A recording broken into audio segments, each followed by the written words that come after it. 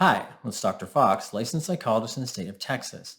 And in this video, we're going to discuss individuals with BPD and issues, challenges, and success they often experience within a working environment. So let's not wait, let's get into it, and please like, share, and subscribe. So let me first tell you about Pam.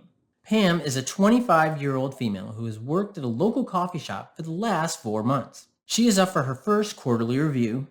Now, her supervisor, Mike, called her into his office and told her that her preparation time for beverages is good, but her interaction style with the customers could be improved using more engaging terms such as, "How can I help you?" "Thank you, come again," and "You're welcome, see you next time." After Pam heard this, she stood up, raised her voice, and called Mike a chauvinistic idiot who couldn't pour a cup of coffee to save his life. She then turned, told Mike she quit, and walked out, slamming the door behind her. Pam has a history of serial unemployment due to her aversive reactions to suggestions, feedback, comments, and criticisms regarding her work performance. Much like what happened with Mike, we'll dive into how this could have been done differently and strategies that could have increased the probability of a positive outcome in this case.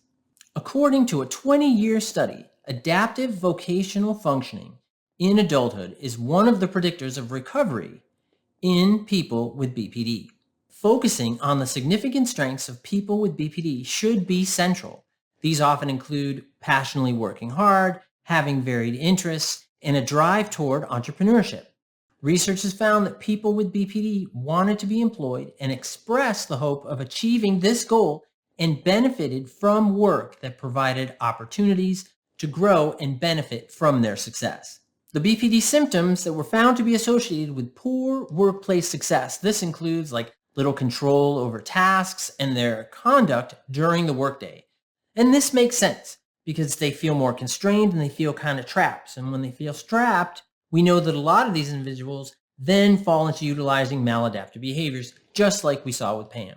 Also, those BPD symptoms include uncertain and unstable employment and low coworker support. And we can see how in any relationship, these could be really intensive triggers or emotional buttons for individuals with BPD. Now, as you can imagine, mood swings and impulsive behaviors cause problems in complying with previously made appointments and impulsivity that is the result of the inability to regulate their emotions, which were likely to result in disruptive behaviors. Impulsivity was an essential predictor of vocational functioning in BPD.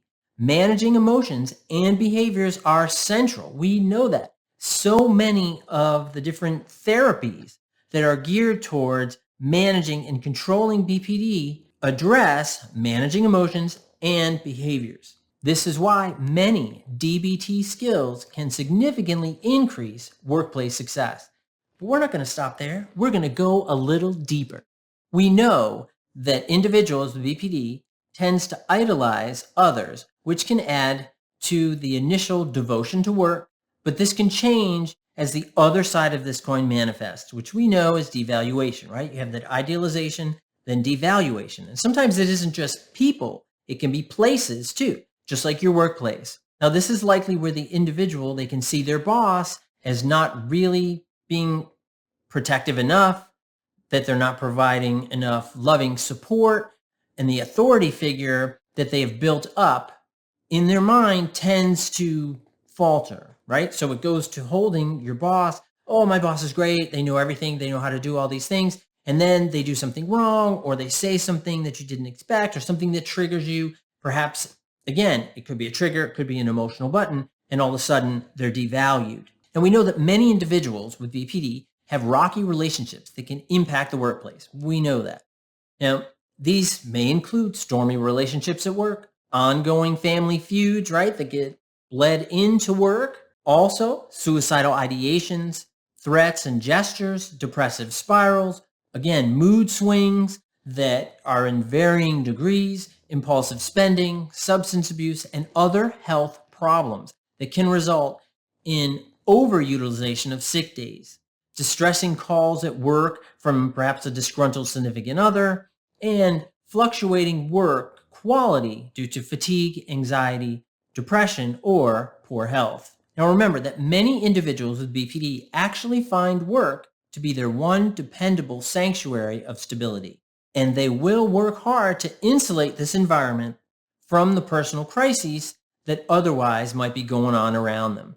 Individuals with BPD thrive in environments that attempt to provide a model of stability and reliability, where accomplishments are noted and rewarded appropriately, and that have really clear and firm limits and boundaries. Furthermore, individuals with BPD benefit from constructive criticism in a positive context, and you want to put it in as positive a context as possible.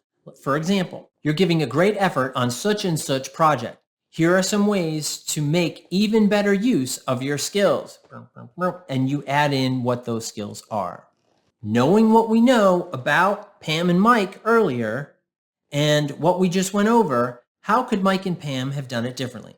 Now, Pam needed to prime herself. She has insight into her tendency to see the negativity in any feedback, which triggers her to often react in intensive ways, which she did.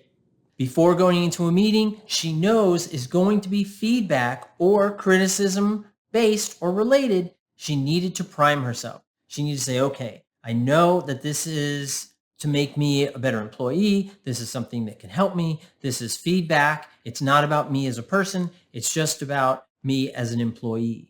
Now, she needs to tell herself that Mike is not a bad guy, which she really believes. He has always been fair to her and the others, and the goal is to help her to be a better employee at a job she really enjoys. She is a people person, trust me, who loves the interaction at the coffee shop. Now, Mike needs to know the temperament of his employees. It is so important that if you are a manager, you have to know the temperament and personality styles of the people that are working with you or for you. Now, Mike has to have an awareness into who he is working with and what works and what doesn't. These are those components of being a good manager, a good boss, could even be a good owner. Now, Mike could have opened the meeting with clarification and purpose that it is aimed at helping Pam improve her already good skills and mention possible benefits or promotions, if those are even an option. Just as Pam primed herself, Mike could have primed himself and her for the meeting. The key is to prevent explosions, not only have mechanisms after they have occurred. This is like firing or chastising the employee, right? We want to put out fires before they start. So I hope that you enjoyed the video, and let me ask you, in the comments section, it'd be great if you would share workplace issues and successes that you have had and in what types of industries or workplace environments. It'd be really helpful because I know a lot of people read those comments and they get a lot from them because we have developed this community of helping each other. And that's what this is all about. So please like, share, and subscribe, and I'll see you next time. Thanks. Bye-bye.